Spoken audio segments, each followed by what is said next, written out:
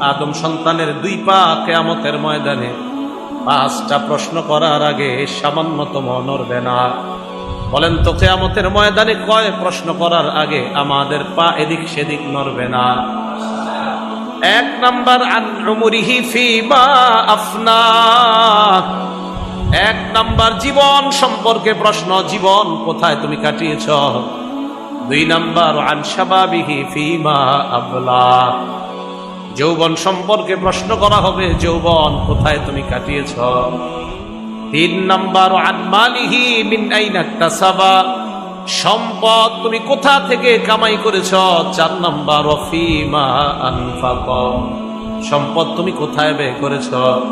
তিন নাম্বার, সম্পদ কোথায় থেকে বান্দা কামাই করেছে। চার নাম্বার, বান্দা সম্পদ কোথায় ব্যয় করেছে। পাঁচ নাম্বার, ওয়ান ইলমিহি, এলেম সম্পর্কে, বিদ্যা সম্পর্কে, মাদা আমিলা বিমা আলিমা। বান্দা যা জানছে ওই জানা অনুযায়ী কতটুকু আমল করেছে। তাহলে যতটুকু জানলাম ওই অনুযায়ী আমল করলাম কিনা, এই প্রশ্নের উত্তর কিয়ামতের ময়দানে দেওয়া লাগবে। দেওয়া ছাড়া পা সামনে নড়বে না।